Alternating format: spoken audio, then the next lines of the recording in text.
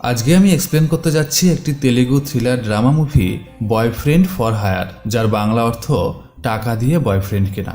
আগেই বলে রাখি, এই মুভিটা বিবাহিত অবিবাহিত সবার দেখা প্রয়োজন। আর যেসব মানুষদের মধ্যে ভালোবাসা নিয়ে অনেক অভিযোগ সন্দেহ আছে, তারা তো অবশ্যই এই মুভিটি দেখবেন। আর যারা ভাবছেন যে নতুন প্রেম করবেন, তাদেরও কিন্তু এই মুভিটি ভাই দেখা ভীষণ দরকার। কারণ আমার বিশ্বাস এই মুভিটা আপনাদের অনেক কিছু শিখিয়ে দিবে। আমার তো মুভিটা ভীষণ ভালো লাগছে। কোনো মেয়ের যদি কাউকে ভালো লেগে যায়, তাহলে তার সাথে প্রেম করার জন্য মেয়েরা যে কত মাস্টার প্ল্যান খাটাইতে পারে তা আপনি কল্পনাও করতে পারবেন না। অস্থির একটা মুভি। তো চলুন মুভির কিছু ঝলক দেখিয়ে মুভিটি শুরু করা যাক। আর যারা ভিডিওর শেষে লাইক দিতে ভুলে যান, তাদের বলি আগে লাইক দিয়ে ভিডিও দেখা শুরু করেন। డిస్టర్బ్ చేయను ఓకేనా?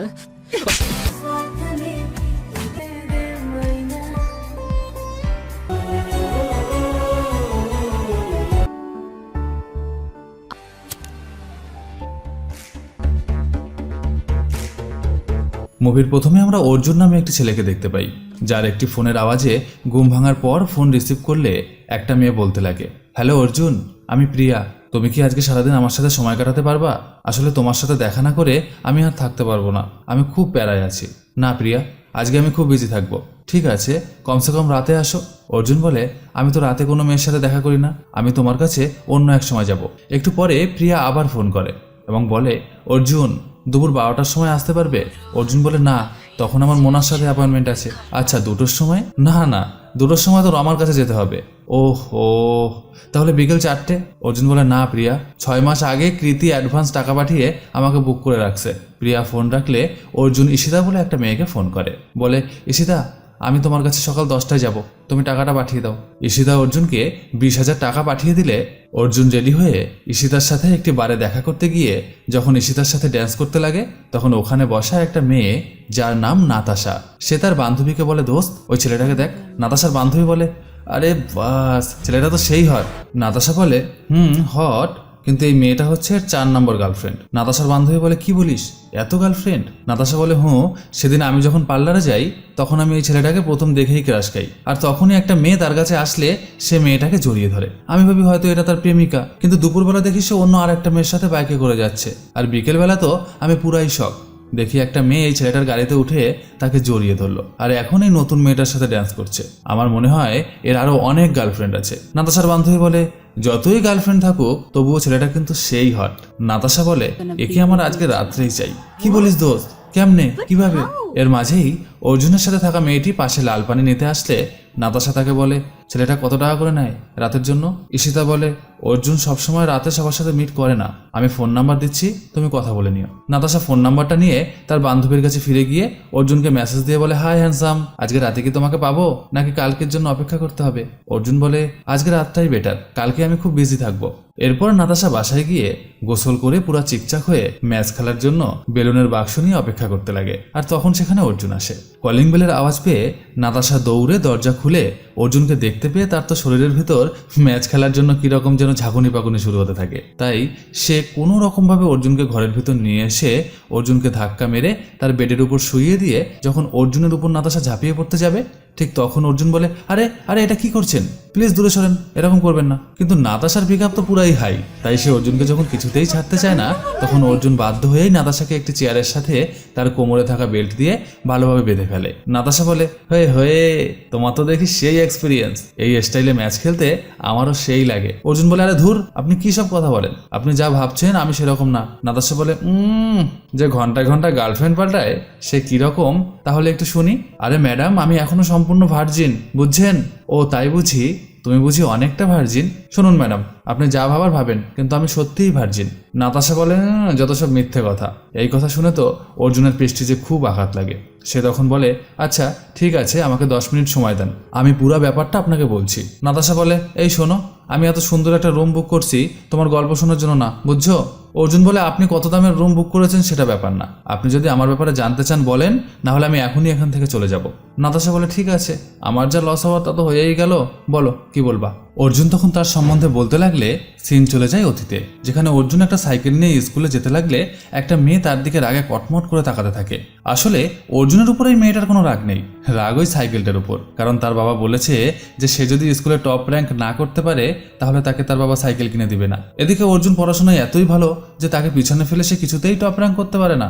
এর মাঝেই একদিন অর্জুনের জন্মদিন চলে আসলে সে তার ক্লাসে সবাইকে চকলেট খাওয়াতে লাগে, আর যখন সে সেই মেয়েটাকে চকলেট দিতে চায় তখন সেই মেয়েটি তাকে একটা হাসির গল্পের বই গিফট করে। এরপর অর্জুন বইটা পড়ে এতই মজা পায় যে সে সব সময় ওই বইটাই পড়তে থাকে। এদিকে ওই মেয়েটা খুব ভালোভাবে পড়াশোনা করে পরীক্ষায় অর্জুনকে পিছনে ফেলে টপ র্যাঙ্ক করে ফেলে। পরীক্ষার রেজাল্ট পাওয়ার পর অর্জুন যখন মন খারাপ করে বসে আছে তখন সেই মেয়েটা তাকে হালকা করে একটা চোখ মেরে দেয়। অর্জুন তখন বুঝে যায় যে সে কত বড় ফাঁদে পড়েছিল। এরপর অর্জুন বাসায় গেলে তার আঙ্কেল তাকে বলে, অর্জুন, ক্লাসরুমে যেটা শেখানো হয় সেটাই আসল শিক্ষা না, জীবনে চলার পথে আরো অনেক কিছু শিখতে হয়।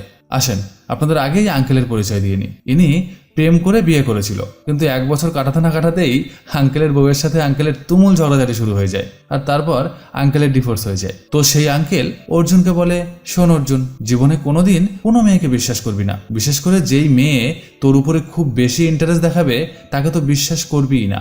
এরপর সিন চলে যায় আরো 2 বছর পর, যেখানে অর্জুন রাস্তা থেকে সাইকেল চালিয়ে যেতে লাগলে একটা মেয়ে তাকে দেখে হাসি হাসি ফেসে অর্জুনকে চোখ মেরে দেয়। অর্জুন মেয়েটার দিকে যেই একটু ভালোভাবে তাকাতে যায় তখনই সে সাইকেল নিয়ে ধরাম করে পড়ে গিয়ে তার হাতে খুব ব্যথা লাগে। এরপর থেকে অর্জুন সিদ্ধান্ত নেয় যে সে আর কোনো দিন কোনো মেয়ের দিকেই তাকাবে না। এভাবেই সে আস্তে আস্তে বড় হয়ে যখন ভার্সিটিতে পড়তে শুরু করে তখন সে লক্ষ্য করে যে তার এক ফ্রেন্ডের গার্লফ্রেন্ড তার দিকে সব সময় তাকিয়ে থাকে। একদিন সে যখন দাঁড়িয়ে দাঁড়িয়ে বই পড়ছিল তখন সেই মেয়েটা এসে অর্জুনের গালে হাত বুলিয়ে দিয়ে বলে, তুমি না খুব কিউট। অর্জুনের তো মুখের ভাষাই হারিয়ে যায়। সে মেয়েটার দিকে এক দৃষ্টিতে তাকিয়ে থাকলে তখনই তার ফ্রেন্ড এসে তাকে কষিয়ে এক থাপ্পড় মারে আর বলে, আর যদি কোনোদিন তুই আমার গার্লফ্রেন্ডের দিকে তাকাস তাহলে আমি তোকে শেষ করে দিব, ও শুধু আমার, বোঝো ঠেলা। তবে ঘটনা এখানেই শেষ না।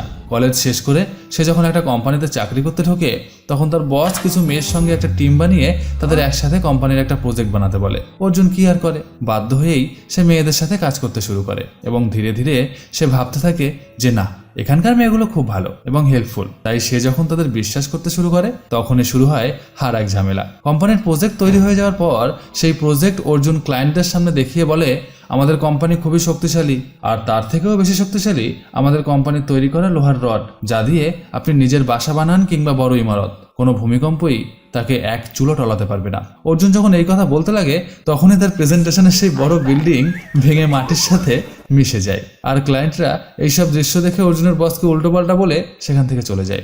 অর্জুন পরে জানতে পারে যে তার টিমের মেয়েগুলোই এই বদমাশিটা করেছে, কারণ শুধুমাত্র অর্জুনকে কোম্পানির বস একটু বেশি প্রশংসা করে, যেটা তাদের সহ্য হতো না। আর এরপর থেকেই অর্জুন সিদ্ধান্ত নেয় যে সে কোনো মেয়ের সাথেই নিজেকে আর কোনোভাবে কোনো দিন জড়াবে না। সিন চলে আসে বর্তমানে, যেখানে নাতাশা চোখ বড় বড় করে অর্জুনের দিকে তাকিয়ে বলে, আচ্ছা এইসব ভুয়া গল্প আমাকে শুনিয়ে কি লাভ?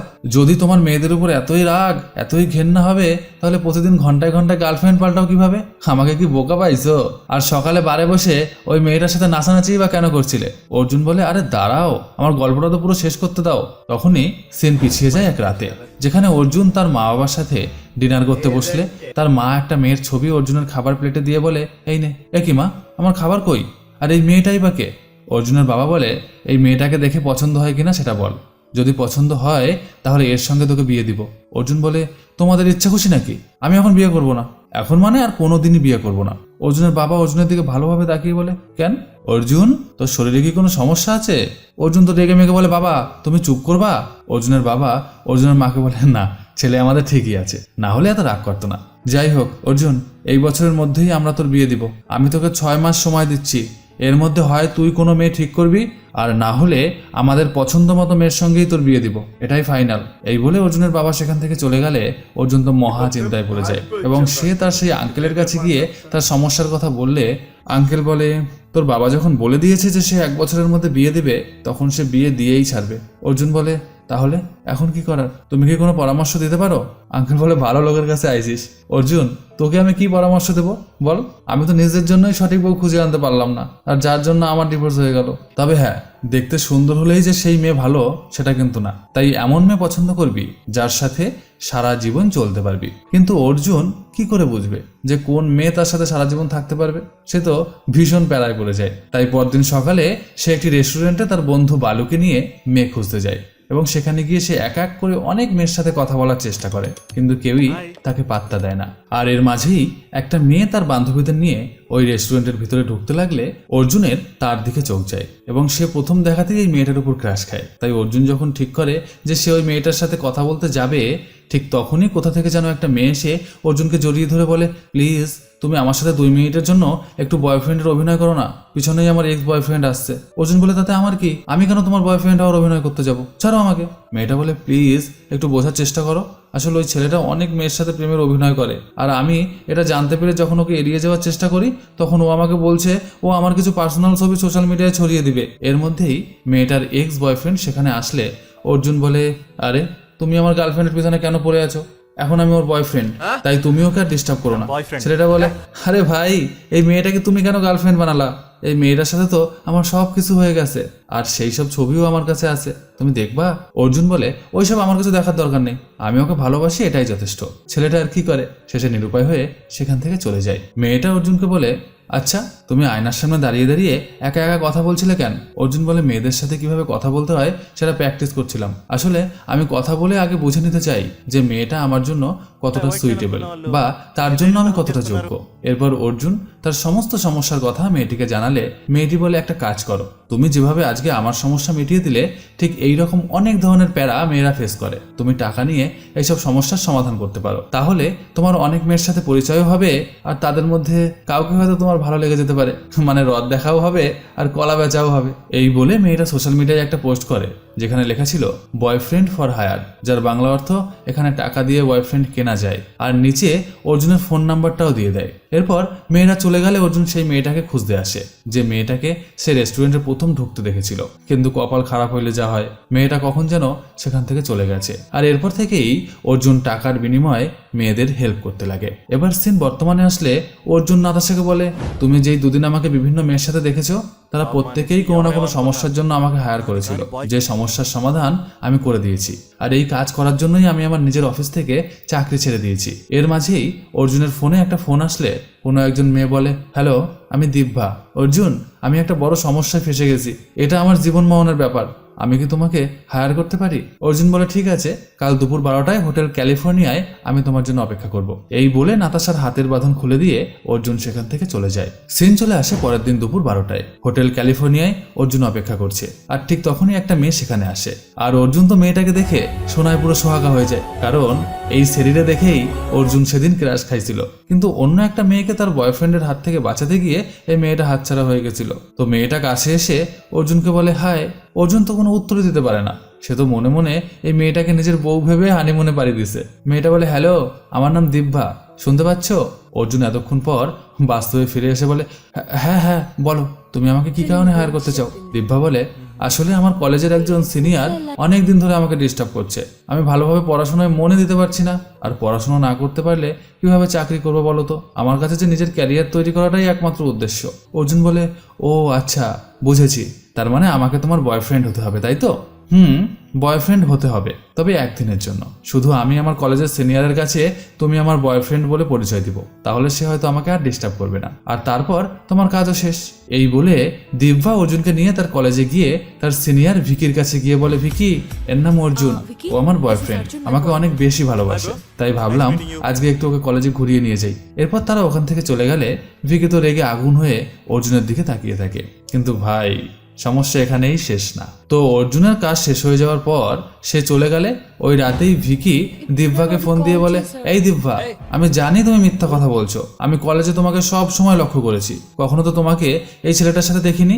আরে দেখবা কি করে, অর্জুন তো নিজের কাজ নিয়ে ব্যস্ত থাকে, তাই আমরা সপ্তাহের ছুটির দিনগুলোতে দেখা করি, তাছাড়া তো আমাদের দেখা হয় না। ভিকি বলে, ও আচ্ছা, তাই বুঝি? এই বলে ফোনটা কেটে দিলে দিব্যা অর্জুনকে ফোন করে বলে, অর্জুন আমি তো খুব প্যারায় পড়ে গেছি, এই পোলা দেখে আমার পিছন কিছুতেই ছাড়ে না। তুমি প্রতি সপ্তাহে 2-1 দিন আমাকে সময় দিতে পারবা? আমার বিশ্বাস ভিকি আমাকে এখন থেকে রোজ ফলো করবে। অর্জুন বলে, সম্ভব না, আমার আরো অনেকের সাথে অ্যাপয়েন্টমেন্ট আছে। দিব্যা বলে, অর্জুন তুমি যদি এরকম করো তাহলে আমার মরা ছাড়ার কোনো উপায় থাকবে না। অর্জুন আর কি করে, শেষে বাধ্য হয়েই দিব্যার সাথে প্রতি সপ্তাহে সময় কাটাতে লাগে। আর ভিকি সবসময় তাদের লক্ষ্য করতে থাকে। এর মাঝেই অর্জুন একদিন আবিষ্কার করে যে সে একটা মেয়ের মধ্যে যেসব গুণাবলীগুলো খুঁজছে বিয়ে করার জন্য, সেই সব গুণই দিব্যার ভিতরে আছে। তাই একদিন অর্জুন দিব্যাকে সত্যি সত্যি প্রপোজ করে বলে, দিব্যা আমি তোমাকে ভালোবেসে ফেলেছি, তুমি কি আমাকে বিয়ে করতে চাও? দিব্যা একটু হেসে বলে, এই কয়দিনে আমিও তোমাকে অনেক বেশি ভালোবেসে ফেলেছি অর্জুন, যদি আমার বাবা রাজি থাকে তাহলে তোমাকে বিয়ে করতে আমার কোনো আপত্তি নেই। এই বলে দিব্যা চলে যায়। কিন্তু ভাই চমক তো এইবার পাবেন। সিন চলে আসে দিব্যার কাছে।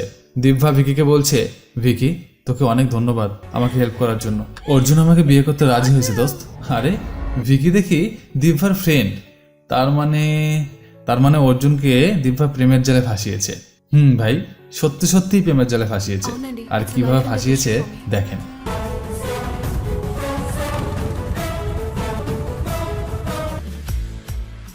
Vicky, this is Arjun, my boy.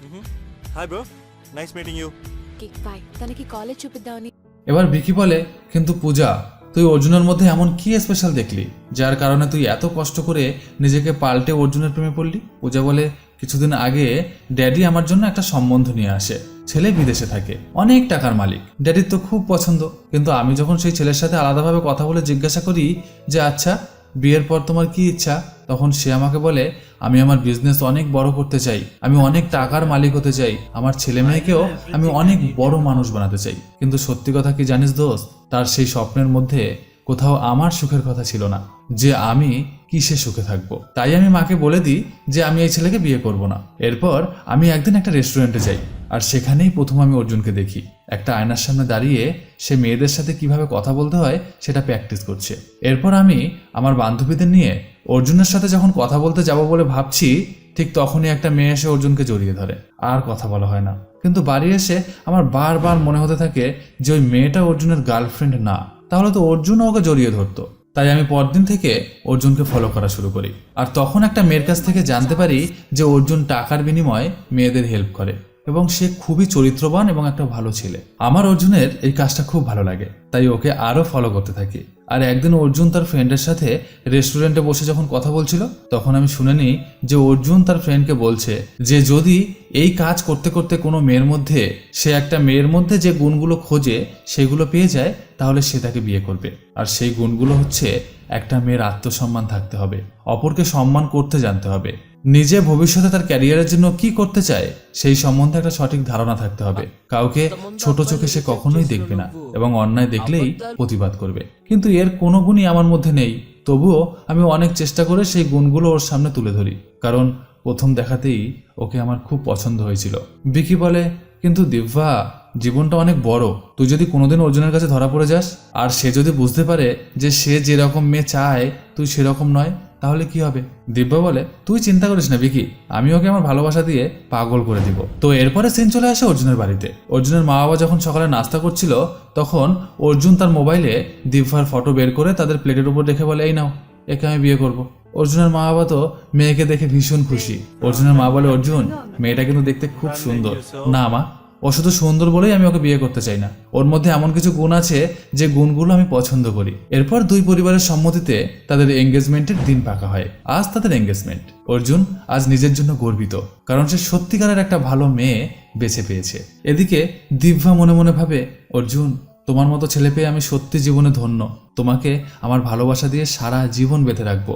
এরপর এঙ্গেজমেন্টের অনুষ্ঠান শেষ হলে দিব্যা অর্জুনকে জিজ্ঞাসা করে, অর্জুন বিয়ের পর তুমি আমার কাছ থেকে কি চাও? অর্জুন বলে, দেখো আমি তোমার মধ্যে এমন কিছু গুণ দেখতে পেয়েছি যার কারণে আমি তোমাকে ভালোবেসেছি, আশা করি এই গুণগুলো তোমার সারা জীবন থাকবে, ব্যাস এইটুকুই, আর কিচ্ছু চাই না। দিব্যা অর্জুনকে কিছুই বলতে পারে না। পরদিন দিব্যা তার বান্ধবীদের সাথে ঘুরতে গেলে তার বান্ধবীরা বলে, তুই কি করছিস দিব্যা?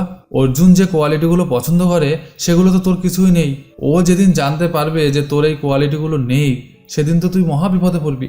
দিব্যা বলে, আরে ধুর, তোরা টেনশন নিস না, আমি বিয়ের আগেই অর্জুনকে সব কিছু বলে দিব। এর মাঝেই অর্জুন হঠাৎ দিব্যাকে তার অফিসে ডাকে।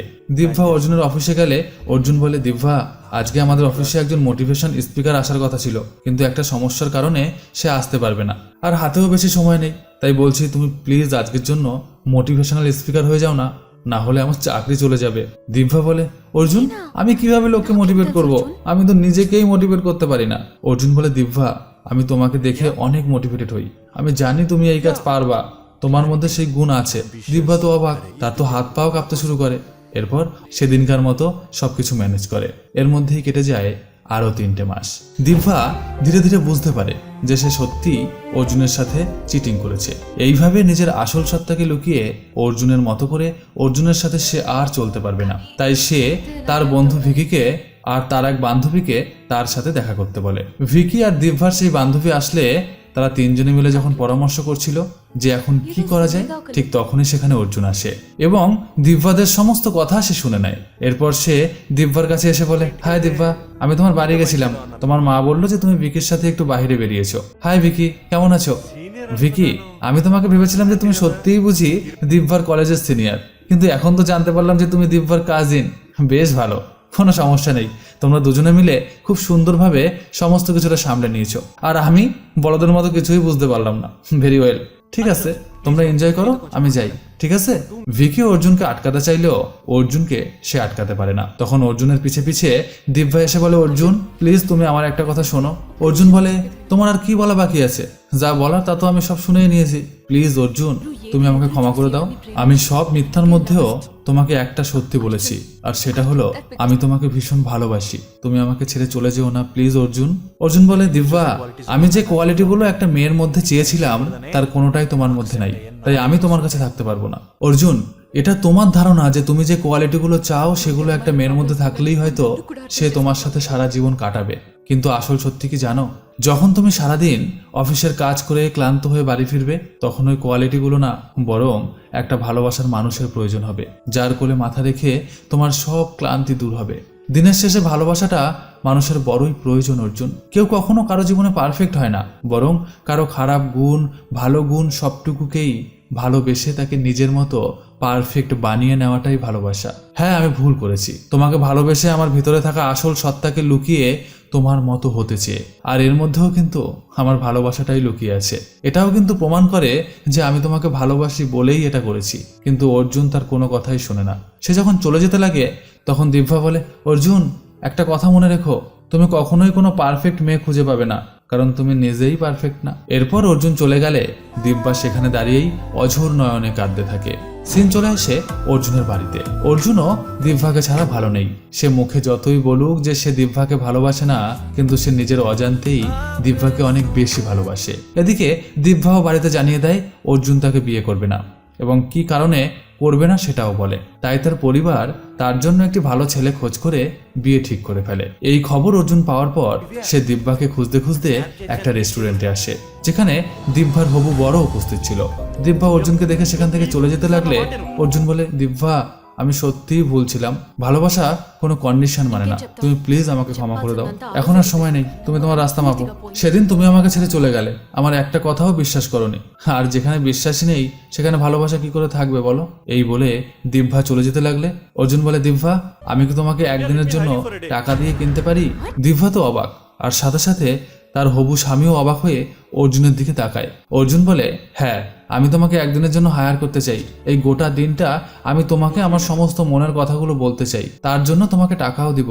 দিব্যার হবু স্বামী বলে, এই তুই এসব কি বলিস?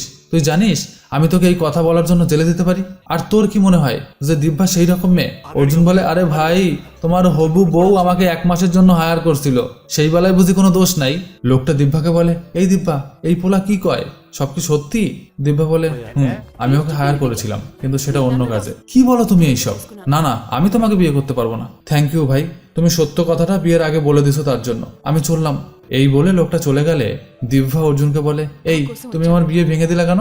অর্জুন বলে, অনেক বেশি ভালোবাসি যে। আর এখানেই মুভিটা শেষ হয়ে যায়। সত্যি ভালোবাসা কোনো শর্ত মানে না, একে অপরের ভালো খারাপ গুণ মেনে নিয়েই ভালোবাসা তৈরি হয়। তো মুভিটা আপনাদের কেমন লাগলো অবশ্যই কমেন্ট করে জানাবেন। আপনার একটা কমেন্টের অপেক্ষায় থাকবো কিন্তু আমি। আর প্লিজ একটা লাইক দিন, আপনারা লাইক না দিলে মনটা খুব খারাপ লাগে, বিশ্বাস করেন।